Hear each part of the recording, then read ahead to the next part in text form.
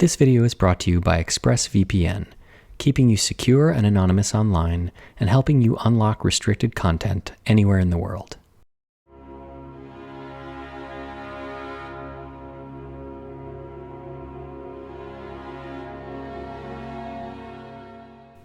And at long last, we've come to the final video in this series. Really, I promise, this is the last one. There's nothing after this. We're going to wrap up all the work here. And that begins with filling in the voids on this painting. Now, of course, even though the panel was glued together successfully and all of those joints had proper registration, there are still small little gaps where the paint is chipped off or where the wood has splintered, in addition to other areas on the painting where the paint has been lost over time. And to ensure that the retouching has something to bond to and that it will look proper when the painting is varnished, we have to fill in those voids with a medium. And this medium is a chalk-based fill-in, and there's nothing all that special about it. It goes on fairly easy, and it cleans up fairly easy. But it's really crucial because without it, we would see all of those divots and gaps once the painting was varnished. And even if the color matching was spot on, the texture would be off. So this is a really crucial step. And it begins by simply applying this medium in and around all of the areas where the paint has been lost. And I don't have to be particularly delicate or precise because I'm going to remove the excess. So I'll just apply it everywhere the paint was lost, including some of these little cracks and little checks. And I'll apply a little bit more than necessary, and I will work to make sure that it is really embedded into those voids because I want it to have really good purchase. I want it to bond really well with the underlying wood. And you can see, basically, wherever there was a crack or a seam, I'm going to have to apply a little bit of medium. And that's not an indication of anything wrong, it just kind of is what it is. Anytime the paint is broken, there's bound to be some little losses. So I just want to go over all of those areas and make sure that I've got a smooth surface. Now once I've let that fill-in medium dry, I can start to remove the excess. And it's really just as simple as applying a little bit of moisture and using some cotton swabs and lifting off that excess. And you can see here that I've overfilled quite a bit, and I'm going to remove almost all of what I applied to the painting. And that's not a problem. It's not harmful to the painting, and it's important to make sure that only where the paint film is lost am I applying the fill-in medium. I don't want to fill in over existing paint because then I would have to retouch that, and that would be totally unnecessary because the existing paint would be underneath that fill-in. So even in cases like this, where it appears that I'm removing basically all of the fill-in material, it still makes a big difference because it makes sure that once that varnish is applied, when the light hits the painting, it doesn't catch those little divots or those little ridges, and those don't show up, so you don't see them. And over the many years that I've been doing this, I've experimented with tons of different fill-in mediums. I've used wax-based mediums, I've used chalk-based mediums, I've used plaster-based mediums, I've used vinyl mediums, I've used synthetic mediums, all sorts. Basically, trying to find something that gives me consistent, predictable results every single time. And while that isn't necessarily the case, because almost nothing is perfect 100% of the time, this medium that I'm using now has proved to give me the best results possible, and so this is the one that I continue to use. Now I will continue to experiment with others, and if I find something that I like more, that is more suited to this particular function, or that gives me better results, well, I will definitely switch to them. That's one thing that's really important, is experimenting and trying new things, because sometimes there are advents in materials or technologies that are totally out of left field and turn out to be really beneficial. Or sometimes there's a technique or a tip that another conservator has been employing that hadn't been on your radar, and when you see it, it makes total sense, kind of like a eureka moment. And now with all of the fill-in material applied and all of the excess removed, I can move on to the next step, which is preparing the painting for the isolation layer of resin that's going to be applied. And what I'm doing here is simply removing any excess residues that weren't removed with the cotton swabs. I'm using a really mild solvent that's not going to harm the painting or lift up any paint. It's not going to pull up any of the fill-in material. I'm really just using it to pick up any of the dust or the smudges from the fill-in material or fingerprints or any other contaminants that are sitting on the surface of the painting that would interfere with the next step of applying the isolation layer of resin. And I just want to do this to make sure that I have a pristine, clean, and ready surface so that when the resin layer goes on, it's not contaminated and it has a good bond to the surface of the painting. So pretty simple. It's kind of the last step in cleaning up before I move on to the next step. And that solvent will simply evaporate, but I found that going over the painting with a soft rag is nice because it helps clean up any additional residues that maybe just got pushed around. And also there's no reason to wait for the solvent to evaporate. I can just lift it off with the shop towel. Now, I've talked a lot about the need for an isolation layer, but that's kind of a misleading name because while on some paintings it's necessary to isolate the retouching paints from the original surface because the original surface is vulnerable to the solvents in the retouching paints or the solvents used to remove the retouching paints, on this painting that's not the case. This painting is stable and sound, and the solvents used in the retouching paints or even in this resin layer aren't going to damage the painting. I've made those tests. The importance of adding the isolation layer here is to give me an accurate representation of what the painting will look like when it's finally varnished. I want to know what those colors are going to look like when they're saturated or fully enriched. And if you see the painting now, you can see how washed out and drab it is. And if I were to retouch against those colors, well, when I do apply that final varnish, everything would look off and I'd have to start again. In addition, another benefit to this application of resin is that I'm using a high molecular weight resin. And basically all that means is that it's thick. It's thick like syrup as opposed to thin like water, something with a low molecular weight. And what that additional viscosity does is level out the surface of the painting. Now, this is not like pouring a thick layer of epoxy on a wooden slab or encasing something in polyurethane or other resin. This is still a very thin layer, but it's thick enough that it will take up any slight imperfections in the surface of this painting. This painting is on wood, and so there are areas where the grain can show through or little checks that I couldn't quite fill in with the fill-in medium. And this resin will fill in those areas and even out a little bit. One other benefit to this is that this is the same resin that I will use as a body when I do the retouching.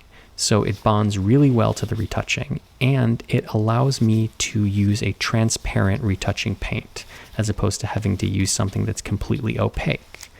Because I'm going to mix this resin into the retouching paint, I can make the paint a little bit transparent and ensure that it will bond to this layer of resin really well, which isn't always the case if you're using two different resins. So I'm going to continue to apply this coating. I'm going to work to level it out. I'm going to take a look to make sure I don't have any hairs or other bits of fuzz or detritus sitting in there. And if I do find them, I'll pick them out right now because once this is dry, I don't want to have to remove it because I missed a hair. I'm going to even it out, going back and forth, nice and even, just like I would varnish. And this is the final pass just to make sure that I have an evenly dispersed coating of this resin.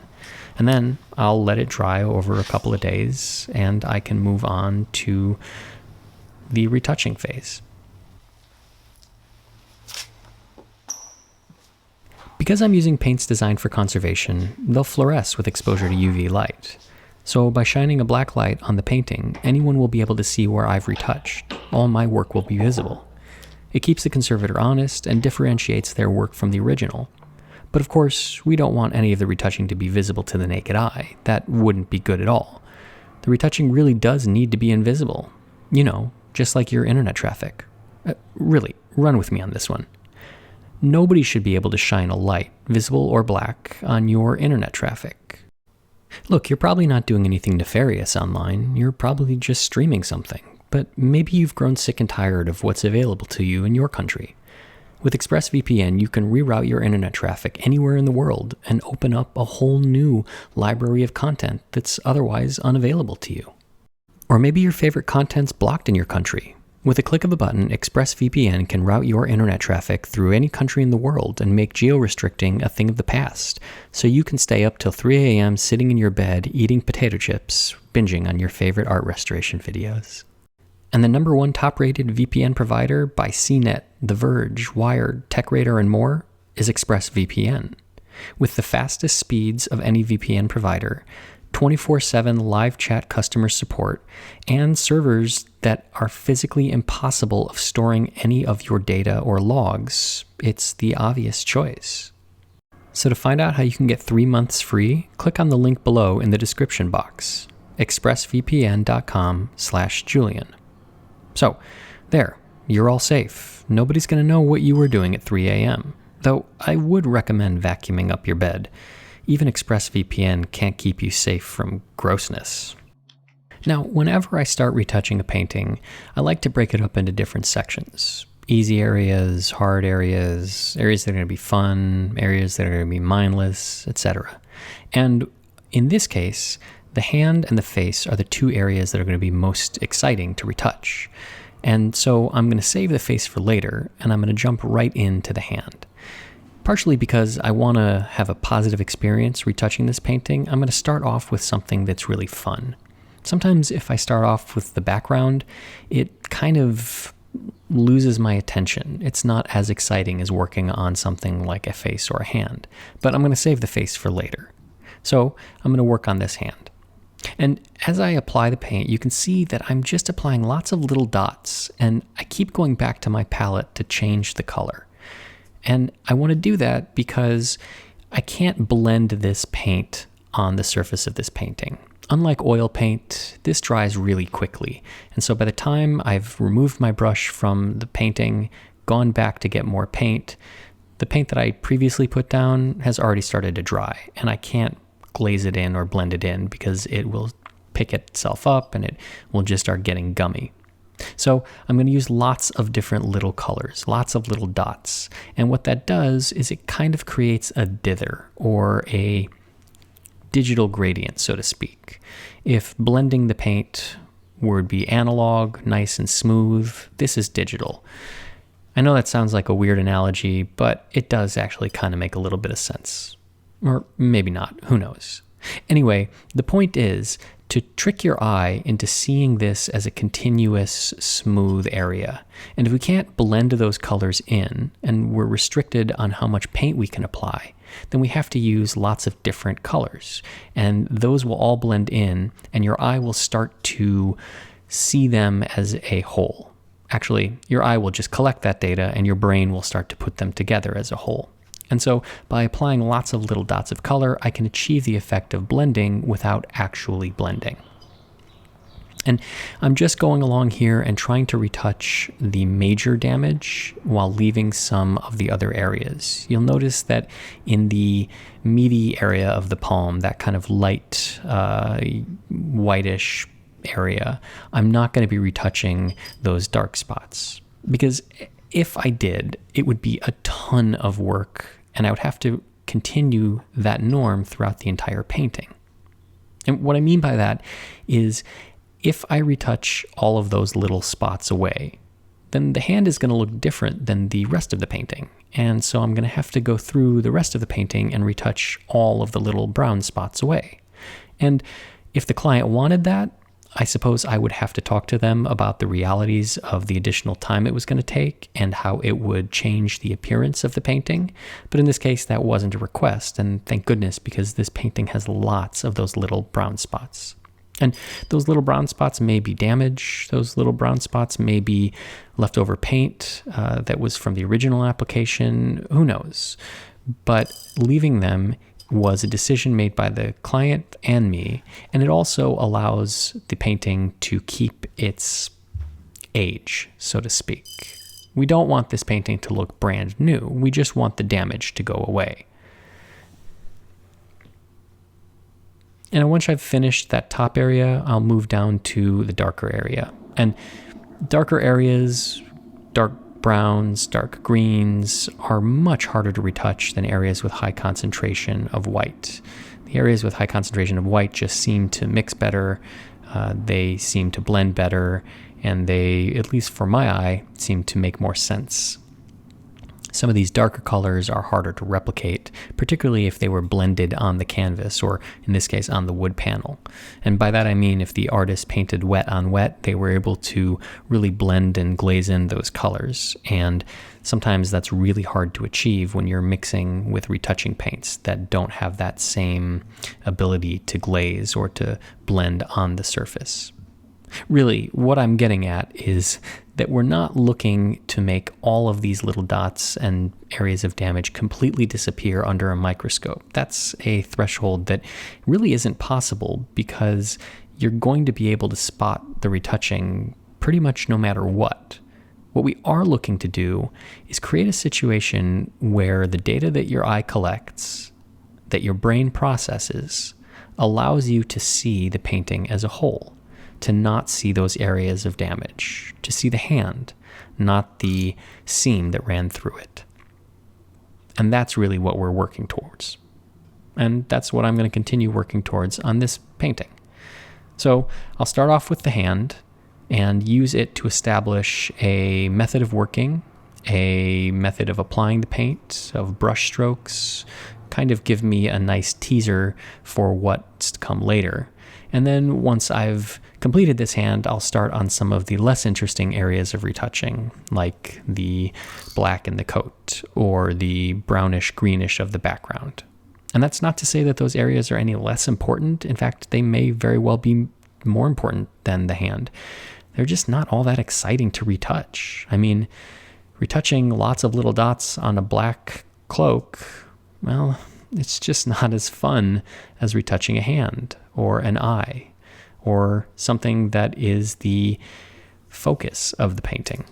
So I'll bounce back and forth between those more mundane areas and the exciting areas so that I don't lose my mind and so that I maintain my focus. And so now we've come to the face, the carrot, or the cherry, so to speak. As I mentioned when I was working on the hand, I always leave something exciting at the end of a retouching project, something that I can look forward to working on, something that'll get me through the mundane parts of any retouching project. And in this case, it's the face. It was always going to be the face. That's the most important part of the painting. It's the most important part for the viewer, and it was the most important part for the artist. And it's the part that the artist spent the most time working on. It's also one of the more damaged parts. You can see a lot of white and cream showing through the face, and that's because this painting was skinned.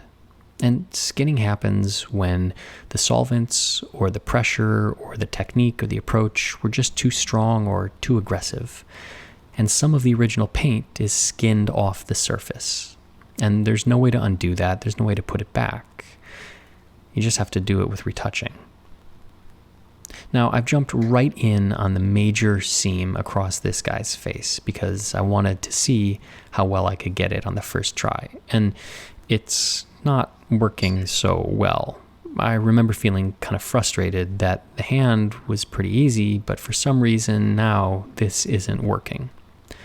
So I'm going to bounce around, and as it's not working, I'm going to try other areas to see if I can get a better rhythm, a little bit of momentum, some wind in my sails, feel good about my retouching, get my color sense back on before I revisit these areas that are giving me trouble. And that's a completely valid approach. I mean, it would be preposterous to think that one could just muscle their way through something that isn't working.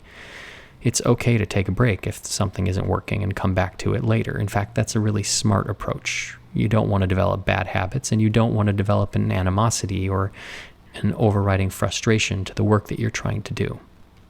So I'm going to continue to bounce around and find other areas that are working well, where my color sense and my brushwork is successful.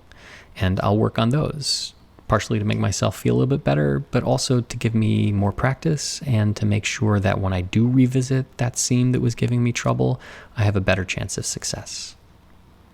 Now, one thing that you'll notice, and I mentioned this when I was retouching the hand, is that there's a lot of damage on this face, and it's always a delicate balance of deciding how much to retouch.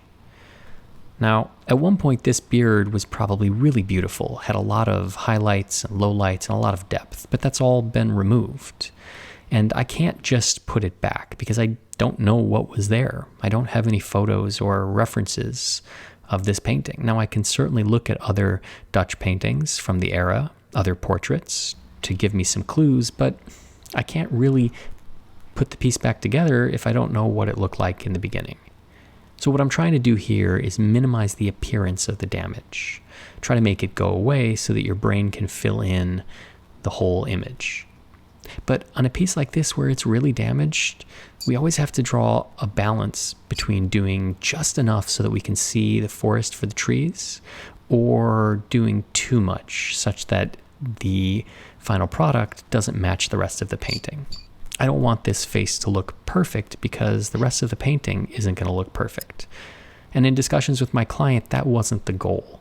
There was never the expectation that this painting would look like it never had any damage. If that were the case, we would have had to have a very long and hard discussion about the realities of conservation and the limitations of what we can do on any painting. But like I said, that wasn't the case. The client just wanted it to be put back together so that it could be enjoyed as a whole. And so there are some spots where I am leaving some of the wear.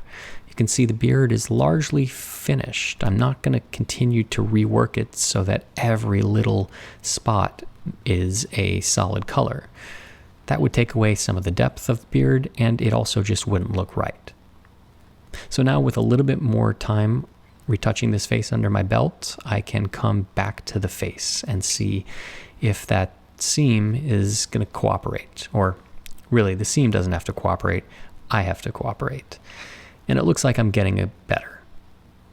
So with a little bit more confidence, I can continue on to some of the other areas, particularly around the eyes, because again, that's like the super focal point of a focal point. But before I tackle that, I want to make sure I get the rest of the face complete. Partially, again, just to give myself more practice, matching color, to feel better about the work that I'm doing, and also because there's something about retouching an eye once the face is complete that makes more sense to me intellectually than if I were to start with the eye. I don't know why that is.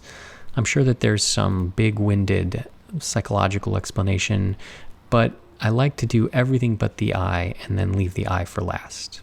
Maybe I don't want this guy staring at me while I'm working on him.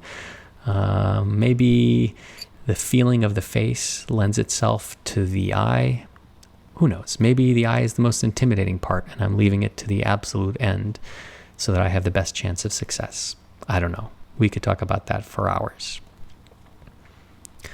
Ultimately, however, I do need to get to the eye, and I'm just working through the rest of the damage on this poor guy's face.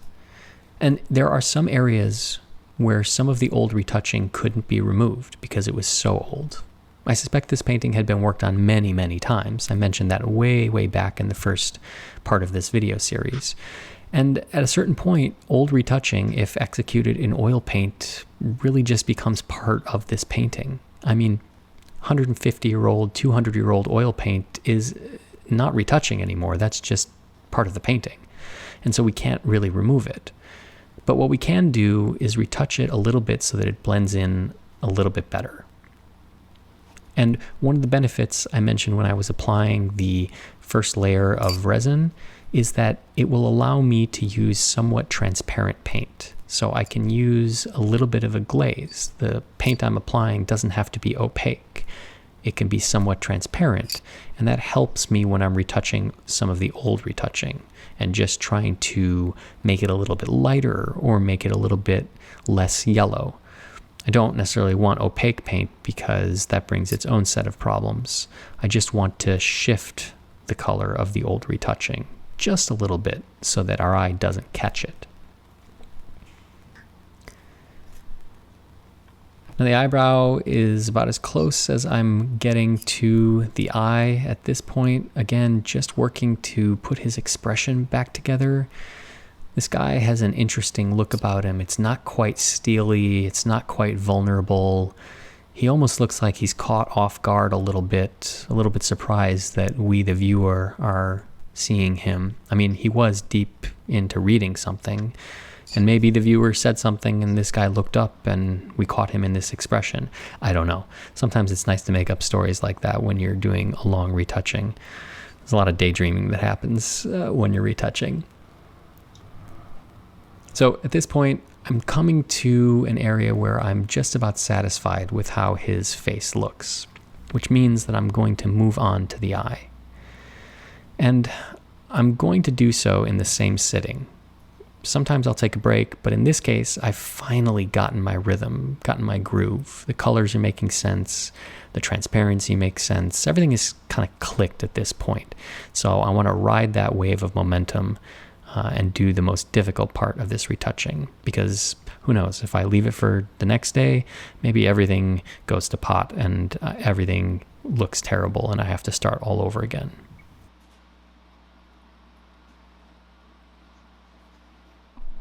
So the eye, the cherry on top of the cherry, the thing that I've been waiting to retouch for many days.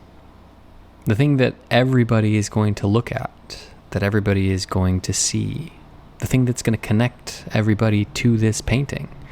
I mean, the hand is nicely painted and the fabric is beautiful, but we're going to look at this guy's face, and his mustache is not going to be the most interesting thing that we see.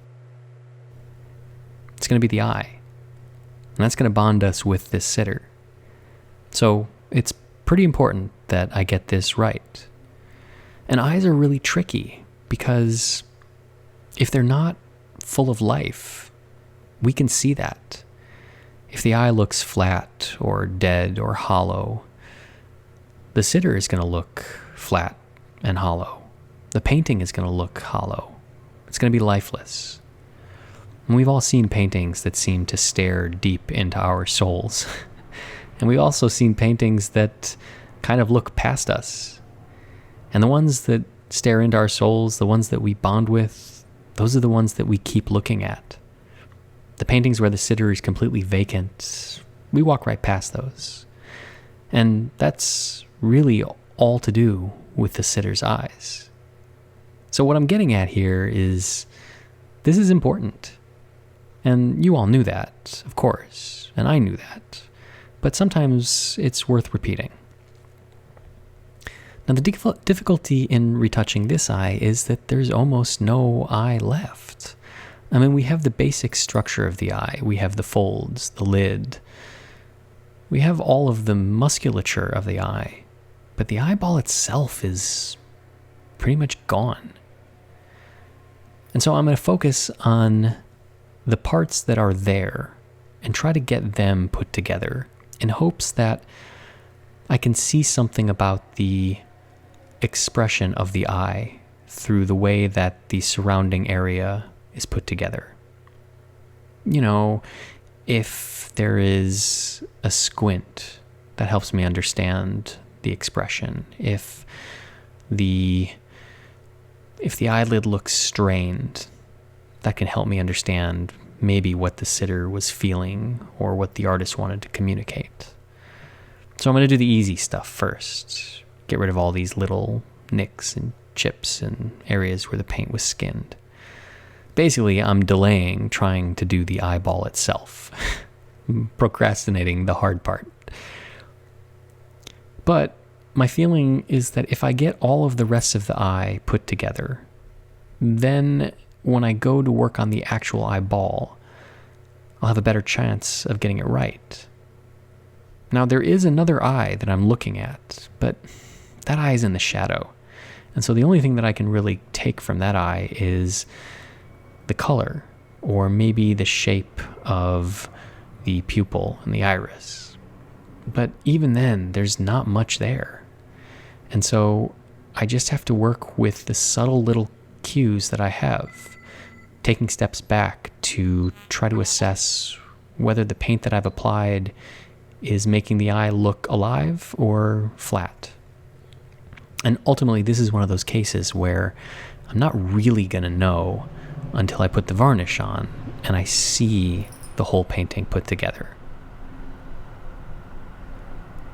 I can rely on years of experience, and I can rely on external images and resources, but it's not until I see the final piece that I'll know if this painting is going to be lifeless or full of life. And it's going to come down to this eyeball. So, I guess kind of high stakes. Anyhow, all that being said, I can continue work on the eye, try to put it together, take a step back every now and then to make sure that what I'm doing makes sense. And then when I'm finished, or when I think I'm finished, I could take a final step back and prepare the painting for the final coating of varnish.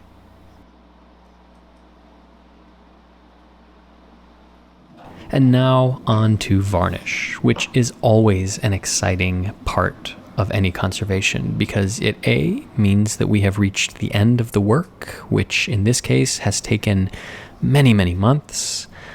But it also is exciting because we're going to get to see what the painting finally looks like in all of its glory. And in this case, I chose to use an HVLP spray system. Sometimes I'll brush the varnish on, sometimes I'll spray it. Just depends on which approach I think is going to give me the best outcome. And the reason I chose an HVLP system here to spray the varnish on is because I want to build up a couple of layers of varnish. Now they're very, very, very thin, so it's not like I'm putting a lot of varnish on here. But one thing that I can do with the spray system is, while the first coat is wet, I can move the spray gun up a bit and spray it through the air so that some of those varnish particles, as they're atomized, dry in the air and then land on the surface and stick. So it gives it a really crystally quality. It's something that looks really beautiful, and it's really difficult to achieve, but when I get it right, man, is it worth it. And the thing I need to do after that is take my badger hair brush and brush off all of the excess varnish that didn't stick to the surface. It looks like dust, but that's varnish crystals that dried in the air and didn't bond with the previously applied layer. And before I can wrap up this conservation, there's just a little bit more work that needs to be done, and that takes place on the back of the painting. And while it may not seem to be as important as the work that happens on the front, this is actually pretty critical. So I'm going to take a Tyvek envelope that I've fabricated, adhere it to the back of the panel, and into this envelope I'm going to slide a copy of my report outlining all the materials, techniques, approaches, and philosophy behind the work that I did. I'm also going to add my label to the back, which contains granular information, the varnish that I used, the retouching medium that I used. And this is super important because it enables any future collector, dealer, auction house, or conservator to know exactly what I did and why. In addition, I'm going to take those bits of wood from the panel that contained writing, and I'm going to adhere them to the back of the panel as well. I don't know if they have any significance, but they're certainly worth saving. Now, when this painting came into the studio, upon first glance, I knew that it was going to be a fun, exciting, challenging, nerve-wracking project. But I didn't know how much. And throughout the process, the long, slow process, this painting has challenged me. It's forced me to learn new materials, research new materials and techniques, build new equipment, employ materials, techniques, and strategies that I hadn't used before. And I'm better off for it. The conservator I am now is a better one than I was before this painting arrived in the studio. This painting forced me to adapt, challenged me out of my comfort zone. And as much as the painting and the artist may owe me a debt of gratitude for conserving it and preserving it, really, I'm in debt to this painting, for giving me the opportunity to become a better conservator, to learn more about my trade, to expand my skill set, to become more proficient with new techniques and materials. This painting, this artist, have caused me to grow and become better. And so, as we look at the painting, as it came into the studio, through the various stages until the final product, I also want to say thank you to all of you, my audience, who has put up with a 5-part series. Sometimes slow, sometimes a little long-winded, but has stuck with me by my side as the project has unfolded. It's been incredibly fun. It's been challenging. It's been rewarding. I'm glad it's done, and I cannot wait to get it back to my client, to see the look on their face when they get their painting back.